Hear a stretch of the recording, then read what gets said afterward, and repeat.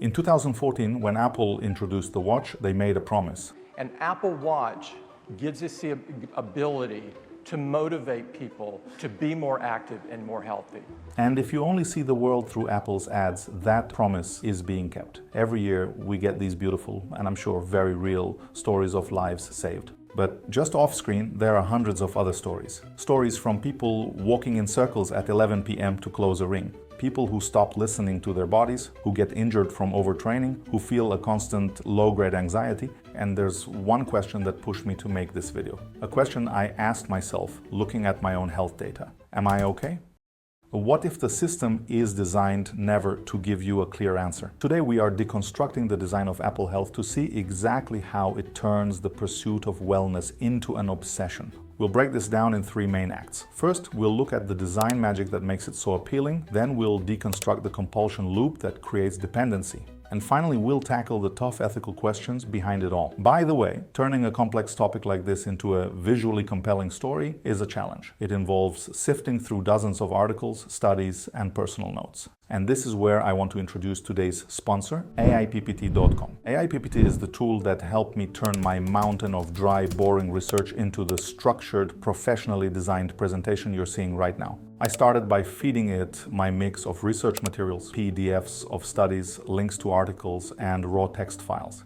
Its intelligent document content extraction intelligently pulls the core information to get you started. You can even just provide a single sentence topic, and its one sentence outline generation will create a complete logical outline from scratch. For me, the magic was in the next step. Its intelligent layout feature automatically beautified the content, so instead of wrestling with alignments, I could immediately focus on the story. And to visualize complex concepts, like the hook model we'll discuss later, I used their vast library of over 200,000 templates. They come in all kinds of styles, so you can always find one that suits your needs. Plus, the built-in AI image generator lets you create visuals on the fly, avoiding any copyright headaches. After generating the PPT, you can also freely edit the content, such as changing fonts, inserting tables, editing text, and switching to other templates. It's an example of AI that genuinely saves hours. If you want to try it, you can click the link in the description. You'll get 6 free uses. No credit card required. Just register to get it. It's a fantastic way to see how powerful it is for yourself. And how, after digging into the details for this video, I made my final decision about the Apple Watch I'd been wearing for 7 years.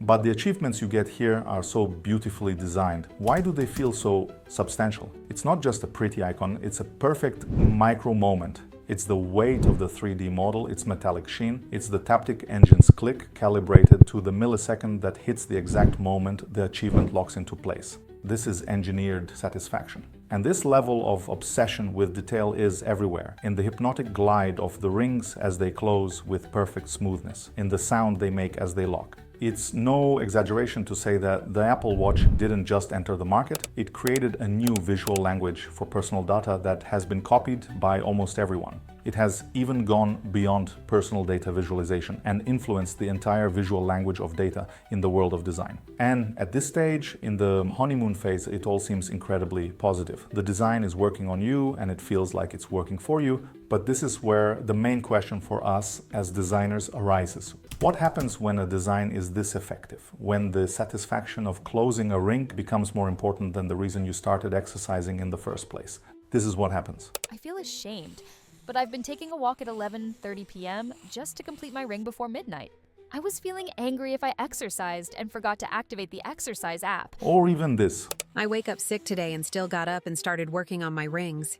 Anger, shame, irrational behavior. Why does a simple circle on a screen have so much power over us? Why does it feel less like a friendly suggestion and more like a demand you can't ignore? The answer lies in the visual design of incompletion. Because these aren't just rings, they are progress bars brilliantly disguised as an elegant interface, and our brain is wired to hate unfinished tasks. In psychology, this is called the Zeigarnik Effect. Our memory clings to interrupted or unfinished tasks much more strongly than to those we've completed.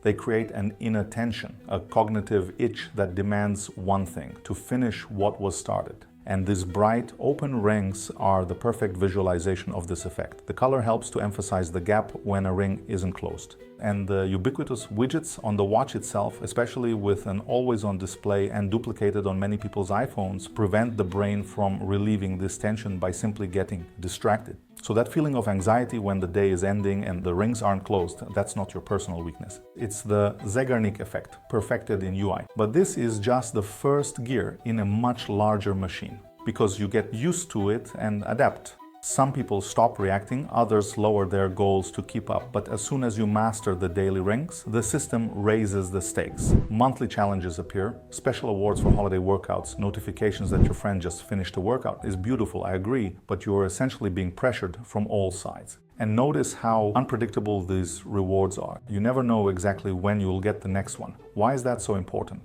Because it's not random, it's a textbook implementation of the framework on which the entire attention economy is built, Nirayel's hook model. And here's how it works in the Apple Watch. Step 1, the trigger, we already know it, it's our cognitive itch from the unclosed ring. Step 2, the action, a simple action to get up and go for a workout. Step 3, the variable reward, and this is the core of the system. Not just closing a ring, but the chance of getting an unexpected achievement, breaking a record, or getting social approval.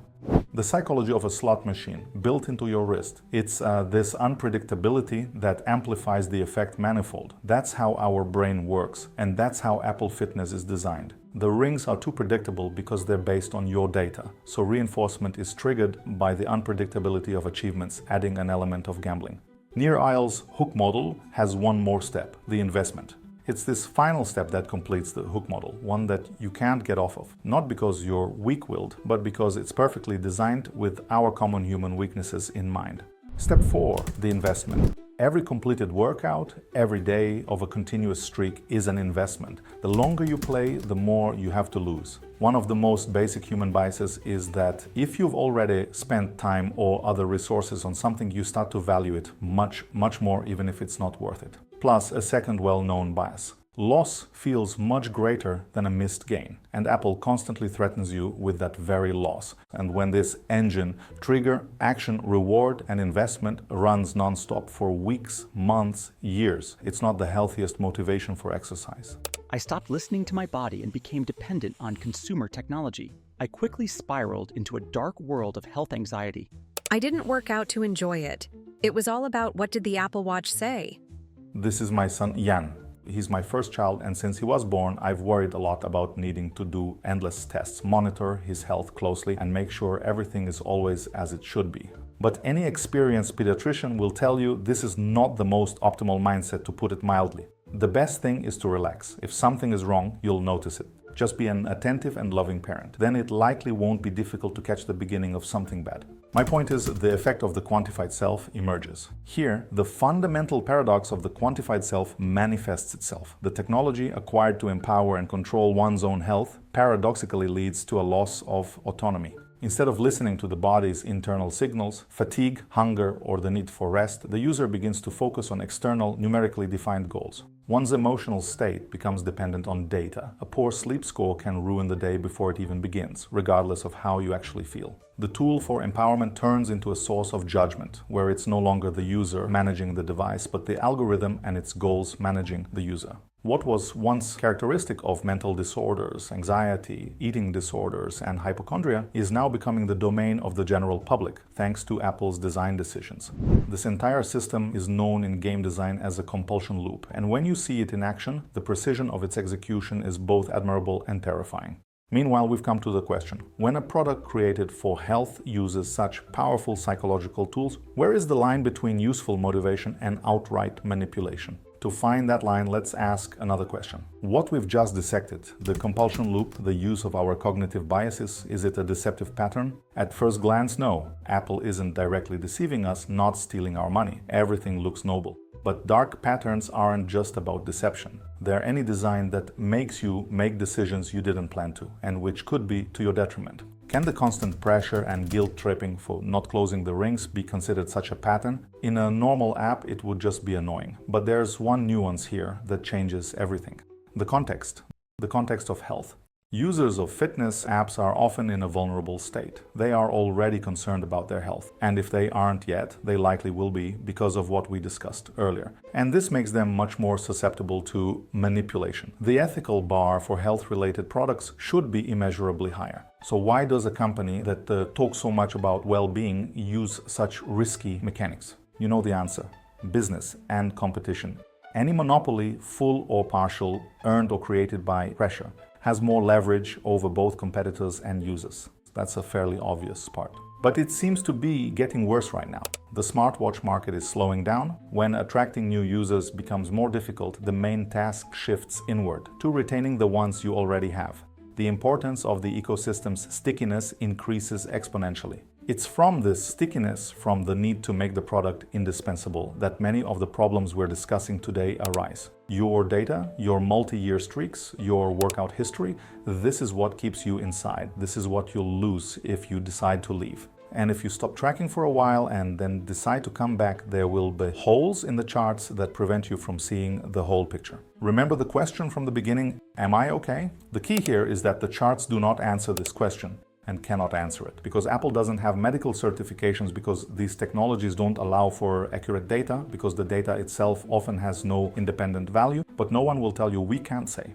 Instead, Apple evades the answer, creating that very curiosity gap multiplied by the anxiety that comes with it being about your health. And in search of answers, you want to collect even more data, upgrade to a new version, to have even more sensors, to supposedly get closer to an answer you will never see.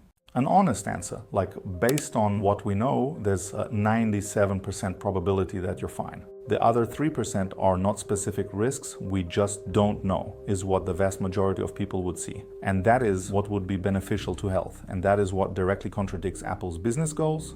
So what are we to do in a world where the technologies meant to help are built on such a fundamental conflict? Where do we look for the answer to, am I okay, if the device will never provide it? For myself, after 7 years of almost continuous wear and all the information I've studied for this video, I found the answer. You might accuse me of hypocrisy, but I see a clear distinction. I try to create a curiosity gap in these videos myself. I design apps and interfaces whose goal is to retain users, and I use many other addictive things like social media or games. But here, a fundamental question arose for me: the harm to health, not just mine, but my son's. Jan will soon be 2, and at this age he's often in my arms, especially with a dad who works from home. And the watch screen is constantly in front of his eyes. While I can try not to use my laptop, tablet and phone around him, he has constant direct access to the watch. And for him, it's often an attractive, interesting object. And knowing everything I know, I want his decision to wear or not wear fitness wearables to be a conscious choice, not a matter of norm or not a clash with habit. And for me, this is the main reason why, starting today, I am without a watch.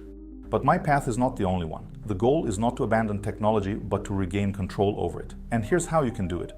First, break the compulsion loop. Go into your settings and turn off all non-critical ring notifications, especially the evening reminders that you're almost there. Second, redefine success. Use the pause feature for your rings when you're sick or on vacation. Shift your focus from daily goals to weekly and monthly trends. They are much more indicative. Finally, reconnect with yourself. Have a digital detox. Leave the watch at home at least 1 day a week. Technology has given us incredible tools to measure ourselves, but the greatest value is not data. It is our attention, our peace, and our time. And perhaps the best design is not the one that tries to give us all the answers, but the one that gives us the freedom to find them ourselves. Not all the interesting details I find while preparing these videos make it into the final script. Some things just don't fit the runtime. That's why I started a free weekly newsletter where I share the most interesting things from the world of design, technology, and psychology. If you enjoy this kind of depth, the link is in the description. Creating these videos requires a huge amount of time and resources. If you want to support me so I can continue doing this and dedicate even more time to it, you can become a channel member. Members get access to videos a few days earlier and without ads, but honestly, it's primarily the best way to say thank you and help the channel grow. And of course, don't forget to check out this video's sponsor, AiPPT.com. As I said, it's a powerful tool for turning ideas into great presentations. Click the link in the description or the pinned comment to get your 6 free uses. No credit card needed. And if you think there's a dichotomy here, either business or ethics, I assure you that's not the case. Despite everything I've said today, for me, Apple on the whole remains one of the important sources of ethical design solutions that largely define the world, like this story about the 20 pixels that changed design forever, which you can watch by clicking the link.